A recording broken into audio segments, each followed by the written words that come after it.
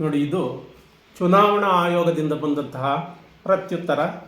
ಆಮೇಲೆ ಇದು ಮುಖ್ಯಮಂತ್ರಿ ಕಚೇರಿಯಿಂದ ಬಂದಂತಹ ಪ್ರತ್ಯುತ್ತರ.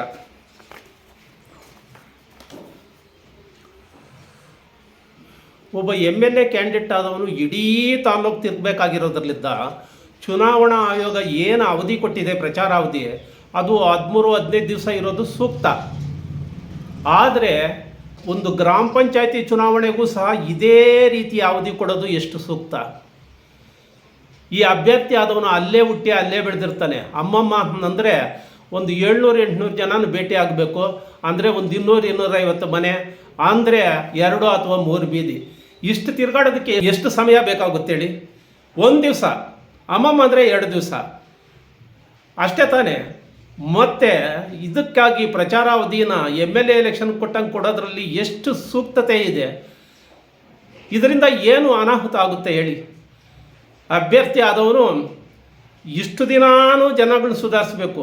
ನಮಗೆಲ್ಲರಿಗೂ ಗೊತ್ತೇ ಇದೆ ಈಗ ಚುನಾವಣೆಗಳಂದರೆ ಯಾವ ರೀತಿಯ ಭ್ರಷ್ಟಾಚಾರದಿಂದ ತುಂಬಿ ತುಳುಕ್ತಾ ಇದ್ದಾವೆ ಅಂತಂದು. ದುಡ್ಡು ಇವೆಲ್ಲ ಹಂಚೋದ್ರ ಮುಖಾಂತರ ಯಾರೂ ಗೊತ್ತಿಲ್ಲದೆ ಇರೋದೇನೋ ಅಲ್ಲ.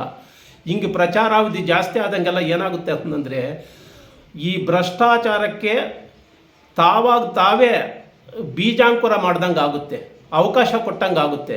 ಗ್ರಾಮ ಪಂಚಾಯತಿ ಚುನಾವಣೆ ಅಂದ್ರೇ ಎಲ್ಲ ಚುನಾವಣೆಗಳಿಗೂ ಬೇಸ್ ಇದು. ಅಂದರೆ ಇದರಿಂದನೇ ಪ್ರಾರಂಭವಾಗಬೇಕು ಅಂದಾಗ ಇದರಿಂದನೇ ಈ ಕಾಲಾವಧಿ ಹೆಚ್ಚಾಗಿರೋದ್ರಿಂದ ಹೆಚ್ಚಿನ ಭ್ರಷ್ಟಾಚಾರ, ಇನ್ನೂ ನಾನಾ ರೀತಿ ಭ್ರಷ್ಟಾಚಾರ ಇರುತ್ತೆ ಅಂದ್ಕೊಳ್ಳಿ. ಈ ಕಾಲಾವಧಿ ಹೆಚ್ಚಾಗಿರೋದ್ರಿಂದ ಅಂತೂ ಇನ್ನಷ್ಟು ಭ್ರಷ್ಟಾಚಾರಕ್ಕೆ ಅವಕಾಶ ಕೊಟ್ಟಂಗಾಗುತ್ತೆ. ಅದರಲ್ಲಿದ್ದ ಇದನ್ನೆಲ್ಲ ಆಲೋಚನೆ ಮಾಡಿ ಈ ಗ್ರಾಮಗಳಲ್ಲೇ ನಾವು ವಾಸ ಮಾಡ್ತಾ ಈ ಚುನಾವಣೆಗಳು ನೋಡ್ತಾ ಇದರಲ್ಲಿ ಭಾಗವಹಿಸ್ತಾ ಇಷ್ಟೆಲ್ಲ ಅನುಭವದಲ್ಲಿ ನನಗೆ ಇದನ್ನೇನಾದರೂ ಸರ್ಕಾರ ಮಟ್ಟಕ್ಕೆ ತಗೊಂಡೋಗ್ಬಿಟ್ಟು ಈ ಅವಧಿನ ಕಡಿಮೆಗೊಳಿಸೋಕೆ ಏನು ಮಾಡೋಣ ಅಂತಂದು ಆಲೋಚನೆ ಮಾಡ್ತಾ ಇರಬೇಕಾದ್ರೆ ಒಂದು PIL, ಪಬ್ಲಿಕ್ ಇಂಟ್ರೆಸ್ಟ್ ಲಿಟಿಗೇಷನ್ ಅಂತಂದು, ಅಂದರೆ ಸಾರ್ವಜನಿಕ ಹಿತಾಸಕ್ತಿ ಅರ್ಜಿ ಹಾಕೋಣ ಅಂತಂದು ನನ್ನ ತಲೆಗೆ ಬಂತು. ಆಗ ಇದಕ್ಕೆ ಯಾರು ಸೂಕ್ತವಾದ ಲಾಯರು ಅಂತಂದು ನಮ್ಮ ಹಿತೈಷಿಗಳಲ್ಲಿ ವಿಚಾರಿಸುವಾಗ ವೀರಪ್ಪ ರೆಡ್ಡಿ ಅವರ ಹೆಸರು ಹೇಳಿದ್ರು. ಅವರು ನಮ್ಮ ಪಾವಗಡ ತಾಲೂಕಿನಲ್ಲಿ ಈಗಾಗಲೇ ಕುಡಿಯೋ ನೀರಿನ ಸಮಸ್ಯೆಗೋಸ್ಕರ ನ್ಯಾಯಾಂಗದಲ್ಲಿ PIL ಹಾಕಿ ಗೆದ್ದಿದ್ದಾರೆ ಅಂತಂದು ಹೇಳಿದ್ರು. ಹೀಗೆ ಈ ಥರ ನನಗೆ ಇನ್ಫಾರ್ಮೇಷನ್ ಗೊತ್ತಾಗ್ತಿದ್ದಂಗೆ ನಮ್ಮ ಸ್ನೇಹಿತ ಮಲ್ಲಿ ಜೊತೆ BK ಹಳ್ಳಿಗೆ ಖುದ್ದು ಹೋಗಿ ಶ್ರೀಯುತ ಈ ವೀರಪ್ಪ ರೆಡ್ಡಿ ಅವ್ರನ್ನ ಭೇಟಿಯಾಗಿಬಿಟ್ಟೆ. ಜೊತೆಗೆ ನನ್ನ ತಲೆಯಲ್ಲಿ ಏನು ಆಲೋಚನೆ ಇತ್ತು ಅದನ್ನೆಲ್ಲನೂ ಒಂದು ಹಾಳೆಯಲ್ಲಿ ಟೈಪ್ ಮಾಡಿಸ್ಬಿಟ್ಟು ತಗೊಂಡೋಗಿ ಅವ್ರಿಗೆ ಕೊಟ್ಟೆ.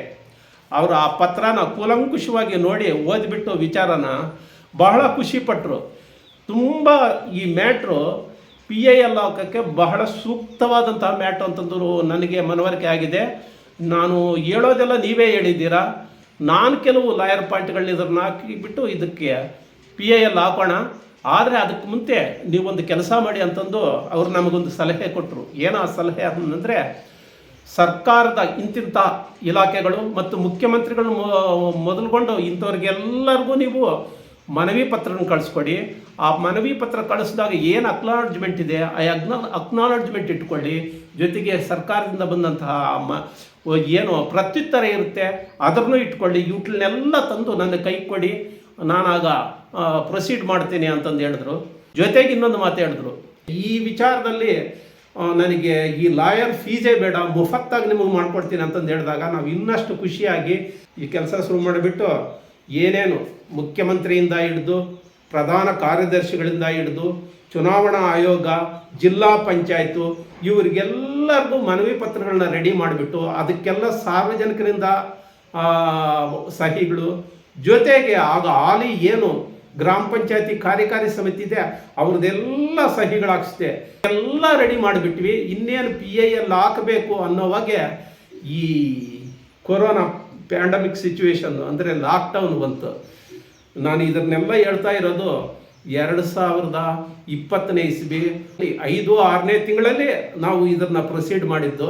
ಅಷ್ಟರಲ್ಲೇ ಈ ಪ್ಯಾಂಡಮಿಕ್ ಸಿಚುವೇಶನ್ ಬಂದಿದ್ದರಿಂದ ಇದೆಲ್ಲ ನಿಂತೋಯ್ತು. ಆಮೇಲೆ ನಮ್ಮ ಕೆಲಸಗಳು ಇದರಲ್ಲಿ ಮತ್ತೆ 2021ಕ್ಕೆ ಎಲೆಕ್ಷನ್ ಬರೋಷ್ಟೊತ್ತಿಗೆ ಬಂದುಬಿಡ್ತು. ಆಗಲೂ ದೀರ್ಘಾವಧಿಯಲ್ಲೇ ಚುನಾವಣೆ ನಡೀತು. ಏನೆಲ್ಲ ಭ್ರಷ್ಟಾಚಾರ ಆಗುತ್ತೆ ಅಂತಂದು ನಾನು ಇನ್ನಷ್ಟು ಪ್ರಜ್ಞಾವಂತಿಕೆಯಿಂದ ನೋಡಿಕೊಂಡೆ. ಇದು ಮಾಡಲೇಬೇಕಾದಂಥ ಕಾರ್ಯ ಅಂತಂದು ಅನಿಸಿ ಈಗ ಇನ್ನೇನು ಈಗಲೂ 2026 ಮತ್ತೆ ಚುನಾವಣೆ ಬಂತು.